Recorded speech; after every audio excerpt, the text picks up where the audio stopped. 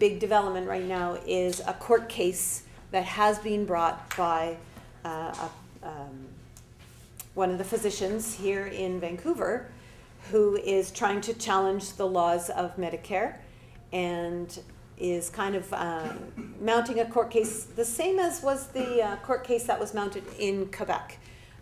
It's called the Cholula Case, if anybody wants to look that up. Some of you probably know about that.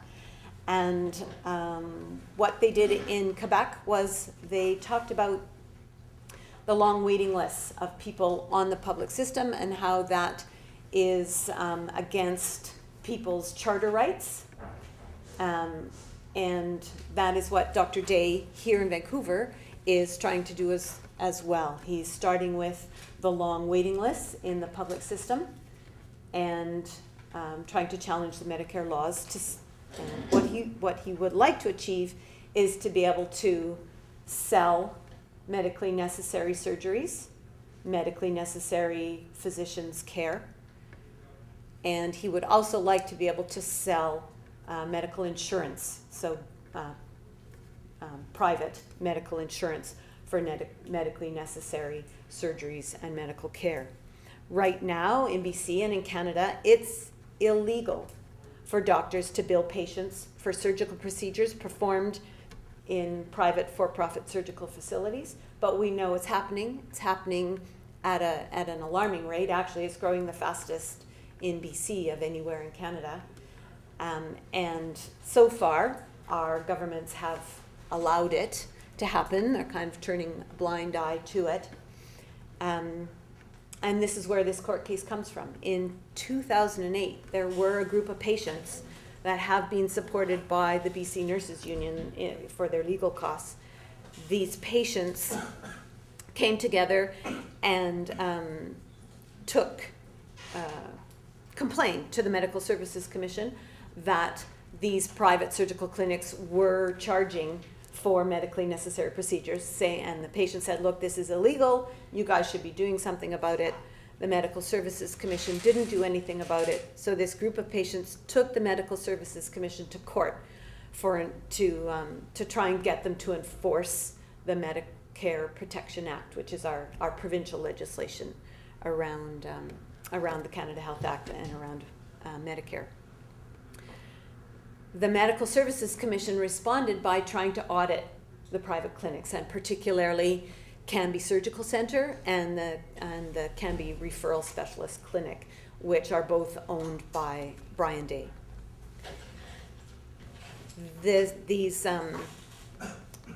Brian Day then decided no, he's not going to be audited, and so he turned around and launched this court case against the provincial government, against the Ministry of Health, and against the Attorney General. And at that time, it was quite a whole group of private clinics that came together, private surgical clinics that came together and launched this lawsuit, saying that the Medicare Protection Act is unconstitutional and it infringes on the Canadian Charter of Rights and Freedoms. So that was the same language that was used for Cholula. What they're saying is that it restricts access, it prohibits charging for services, and it prohibits the sale of private insurance. That's what our Medicare Protection Act does. And yes, it does prohibit charging for services, and it does prohibit charging for the sale of private insurance, and with very good reasons. And I hope that we can talk about those reasons, why it's important for us to protect those prohibitions. Okay. Dr. Day says that he is trying to protect the public. He's really just acting out of the good of his heart because of all of these people that are suffering on long wait lists. And his solution for these people suffering on long wait lists is to allow them to buy medical services and buy medical insurance. That's his solution. That's what he's trying. Okay. He also decided that in order to avoid being audited, besides launching this court case, he decided to actually come out and admit, yes, We are ignoring the law. We're not going to deny that we're ignoring the law, but we are going to try and challenge this law. We think it's a bad law, and that's where the court case comes from. So at that time, the Medical Services Commission and the government did respond, and they did say that the Canby Surgical Clinic and the Specialist Referral Center are, and this is their words, illegally charging patients and requiring patients to sign a form stating that they will not report the illegal billing or seek reimbursement from MSP, Medical Services Plan. Because actually, under our Medicare law, if you're charged for a service that's medically necessary and is an insured service under Medicare Protection Act, you can then go to the to MSP and ask for reimbursement. Not many people know that, and we're trying to spread the word that you can actually go and ask for reimbursement if you have been charged. And so these private clinics are making people sign something to say that they won't go and do that. The Medical Services Commission and the government also said that Canby Surgery and the Specialist Referral Clinic are refusing to provide the Medical Services Commission with information, and they're refusing to comply with the audit, basically. They're refusing to give them information, and they were refusing to allow inspectors in to do an audit. And the government went forward with a court order to get the audit, and eventually, that happened. That audit finally happened in 2012 after an awful lot of back and forthing in the courts. During that back and forthing, the BC Health Coalition and a group of pro-Medicare supporters applied to be interveners in the case. That includes Canadian Doctors for Medicare, it includes a physician, and it includes a couple of patients. They're the sort of the pro-Medicare side, and basically this group decided to be interveners because, quite frankly, we didn't trust the Liberal government, provincial Liberal government, to make a good, solid defense of our public healthcare system. And we wanted to be in there at the whatever level that we could be to hopefully intervene and make sure that the public Medicare side of things was really adequately defended.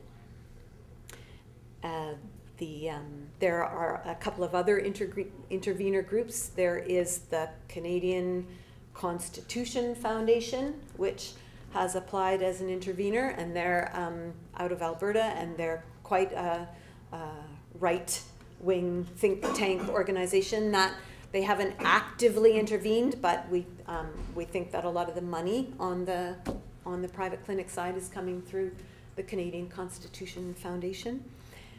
There's also, more recently, the BC Anesthesiologists Society has now been admitted as interveners.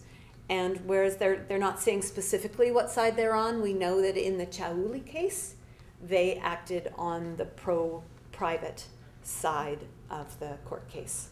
So that's where we think they probably are again, although they haven't said so specifically yet.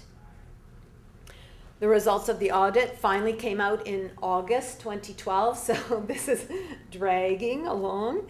And guess what? Guess what they found? The Medical Services Commission found that these clinics were routinely engaging in frequent illegal extra billing, and that the extra billing often overlapped with billing to MSP, so that's double billing. So not only are they illegally extra billing, they're also engaging in double billing, so getting money from from MSP at the same time as charging the patient for the same procedure. Both of those things are illegal under the Medicare Protection Act.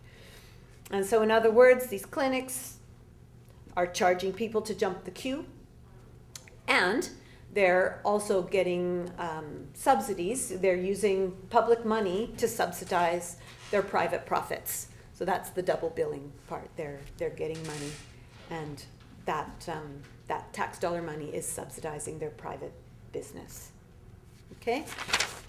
So the Medical Services Commission came out and said this is what they're doing, but then they haven't done anything to enforce it since.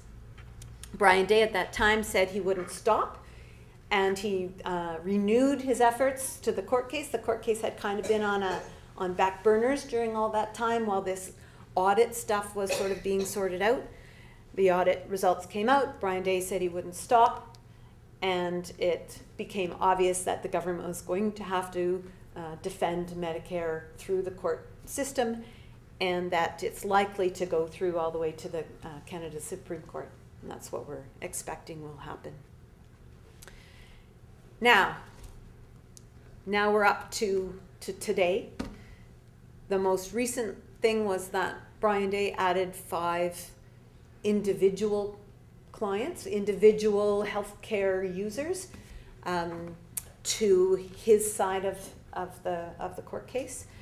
And so we're doing a lot of work trying to find out as much as we can about who these patients are, why they were waiting a long time for whatever they were waiting for, and what their circumstances were, if they would have been able to afford to buy something, if it had been legal, if they wouldn't have been able to afford something if it had been legal. And so far we've seen that seems to be the case in at least one of these 5 cases, is that being able to afford private care wouldn't have helped them at all. But anyways, we're going through what's called discovery in the court. Right now still we're being able to be right in there scrutinizing everything that's going on, and we're in the process of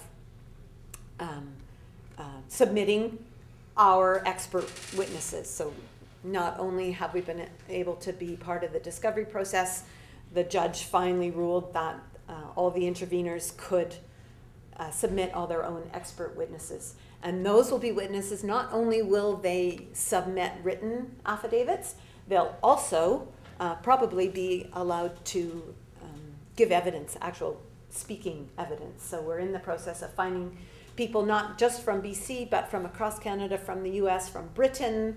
We're looking at the witnesses that Brian Day is submitting, and we're trying to make sure that we have witnesses from all the areas that are going to be important for this constitutional challenge. In the Cholula case, it was felt that the pro-Medicare side made some mistakes in the early days in terms of not submitting all the constitutional evidence at the early levels. And so that's one of the things that we have learned, and so we're trying to make sure that all of the evidence that we think would be needed when it finally goes to the Supreme Court of Canada will be and is being introduced here at this level, because at some point when it goes through appeals, you can't introduce new evidence, and so we want to make sure that all the evidence is being introduced here and now at this stage. Right now they've agreed more on a later February date. It's probably going to be later than that. We're thinking probably more like April at this point, and that it will be anywhere from a 6 to 12 week trial here at this BC court level. If you believe that our political representatives are not really representing citizens' interests, but rather representing the interests of for-profit businesses, would you then consider the initiatives posted here on nowpolling.ca? You can go to provincial governments, click on it, and you find a whole list of topics there. The top one says Minister of Public Administration. Then you go to Minister's Mandate, the top one here, and there you have a poll. You find an initiative of legislating by referendum.